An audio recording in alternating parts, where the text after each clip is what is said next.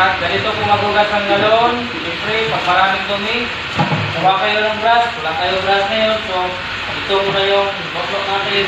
Yung Scotch Brite, ganyan. Yan, matipid din sa dumi. So, yan. Dito. Pagilid yan. So, baka natin, manlawan muna natin yung sa labas para hindi ma-rust. Itong rust na to, lock mo dito sa, sa sabon, then pasok dito. Pasok. So, yan. Lahat ng lumot dito, itlog ng lamok, dito, ito po ang maglinis. Ganyan lang. Gaganyan-ganyanin lang yan. Ikot-ikot. Yan, hanggang sa mawala yung lumot, dumi, itlog ng lamok. Kasi karamihan, maraming nagsasabi, marumi yung tubig nyo kasi may lamok. May Kiti-kiti ng lamok. Hindi po galing yan sa machine. Hindi po galing yan. Kundi dito po galing nakaitlog ang lamok. Pumapasok yung lamok dito at hindi na siya nakalabas. Ang lamok nag-produce ng egg dito, itlog. So, tumitigas yung dito, yung itlog ng lamok. Ang iba naman kasi hindi nagbabras sa loob. Dito. Hindi sila nagbabras. So dito ngayon, tinuturuan ko na sila kung paano matanggal yung lumot at saka itong mga itlog kung sakali. Yan po. Pagkatapos ng brush ito sa loob, siyempre malinis na, tatanggalin na naman. Yan. O, lagay mo kahit saan. Hugasan mo ang loob. Maraming tubig eh. Abunda sa tubig. So, ganyan lang. Ganyan ulit. Hanggang sa mawala yung amoy at saka yung sabon. Maraming pizza mo nalagay. Sipon muna yan. Okay. Pagkatapos ng hugas dito, dito na naman.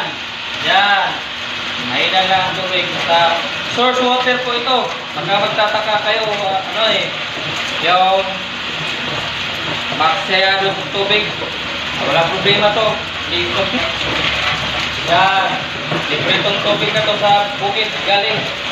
Spring water. So pagkatapos niyan, siyempre, i-off mo, tanggalin mo, at saka final na rin dito.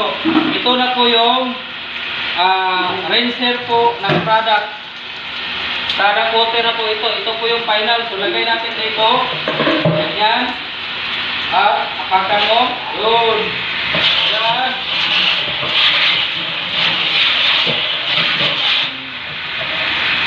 Pero, huwag masyadong tagalan. Kasi finished product to eh. Ang gagawin mo lang, ganyan-ganyan lang.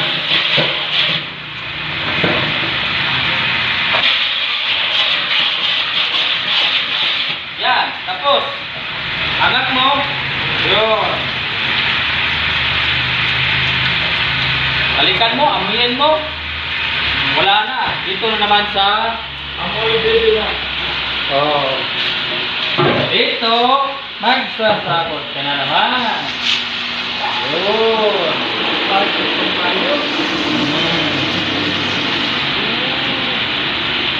Hindi na ako murag maaura ito ba lang. So, mira. Pag mapuno na, dahan-dahan lang. O, umaapaw. Yan. Kuha tayo ng cup. So, ito na po yung cup. Cup. Lagyan natin ng kuha tayo ng sticker. Top sticker po ito.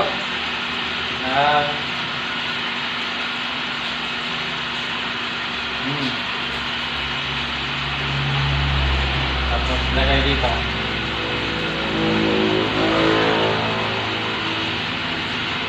Tapos takip. Yan. Kuha ng silyo. At ipasok. Yan. At Barilin. babarilin na ng heat gun. Pipili ka na lang. Doon ka sa low or high. Ito, high ito eh. So yan. Sa low tayo. Yan, para perfect. Yan, para mas maganda yung galon. Ikot-ikutin. Para matigas to. So, yan. Twist mo lang yan. At tapos, tiniis nila. Sa product water na po ito. Product water. So, tingnan natin. 5. Product water 5. Ito source water. Source water. Galing sa bukid. 96 lang po. 96. 96 po ang kanilang source water, spring water. 97. Yan. 97 or 96, 98. Yan po ang PDS po nila. So, good.